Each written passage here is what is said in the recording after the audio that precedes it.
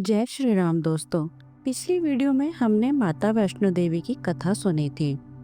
उम्मीद करती हूँ आप सभी को वो कथा बहुत पसंद आई होगी। आप सभी के मन में एक प्रश्न जरूर आया होगा कि बाणगंगा की कथा क्या है, उनकी पवित्रता क्या है, उनका महत्व क्या है। चलिए जानते हैं बाणगंगा की विस्तृत कथा। बात उस समय की है जब धरती पर पाप बहुत बढ़ गया था। लोगों के दुष्ट कर्मों और अत्याचारों से त्रस्त होकर देवताओं ने देवी आदि शक्ति से प्रार्थना की। भक्तों की पुकार सुनकर देवी ने एक कन्या के रूप में जन्म लिया, जिसे त्रिकुटा के नाम से जाना गया। यह त्रिकुटा ही बाद में माता वैष्णो देवी के रूप में प्रसिद्ध हुई। त्रिकुटा ने बचपन से ही कठोर तपस्या शुरू कर दी थी। उनका उद्देश्य था धरती से पाप का नाश करना और धर्म की स्थापना करना। अपनी तपस्या को पूरा करने के लिए वह हिमालय की ओर चल पड़ी, जहाँ का वातावरण शांतिपूर्ण और शुद्ध था। लेकिन उनकी तपस्या और पवित्रता को देखकर भैरवनाथ नाम का एक क्रूर राक्षस उनके पीछे लग गया। भैरवनाथ ने उन्हें अपनी पत्नी बनाने की ठान ली थी। वह तरह तरह की चालें चलकर माता का पीछा करने लगा। जब माता वैष्णो देवी ने देखा कि भैरवनाथ उनका पीछा कर रहा है, तो उन्होंने अपनी यात्रा की गति बढ़ा दी।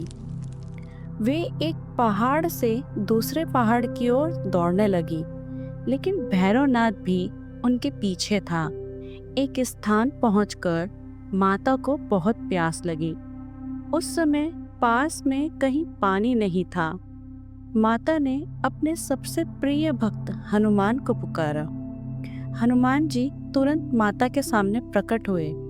माता ने उनसे कहा, हनुमान, मुझे बहुत प्यास लगी है और मैं अपनी शक्ति को बनाए रखने के लिए पानी पीना चाहती हूँ। यह सुनकर हनुमान जी ने बिना एक पल भी सोचे अपना धनुष उठाया और एक शक्तिशाली बाण को जमीन की ओर चलाया। जैसे ही वह बाण धरती में लगा, वहां से पानी की एक तेज धारा फूट पड़ी। यह धारा इतनी शुद्ध और शीतल थी कि माता वैष्णो देवी ने उसी जल से अपनी प्यास बुझाई और अपने केश धोए। यह घटना के बाद ही यह स्थान बाणगंगा के नाम से जाना जाने लगा। इसी स्थान से कुछ दूरी पर माता ने भैरवनाथ को सबक सिखाने के लिए एक गुफा में शरण ली, जिसे आज चरण पादुका के नाम से जाना जाता है। वहां भी भैरवनाथ ने उनका पीछा नहीं छोड़ा। अंत में माता वैष्णो देवी ने भैरवनाथ का वध कर दिया, लेकिन अपनी दयालुता के कारण उसे मोक्ष भी प्रदान किया। उन्होंने भैरवनाथ को वरदान दिया कि जो भी उनके दर्शन के बाद भैरवनाथ के दर्शन करेगा, उसकी यात्रा तभी पूरी मानी जाएगी। इस प्रकार बाणगंगा सिर्फ एक नदी नहीं, बल्कि माता की यात्रा का एक महत्वपूर्ण पड़ाव है।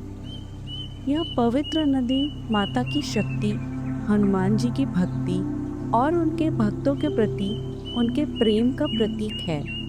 आज भी जो श्रद्धालु वैष्णो देवी के दर्शन के लिए जाते हैं, वे इस पवित्र जल में स्नान करते हैं, जिससे उनकी यात्रा और भी सार्थक हो जाती है।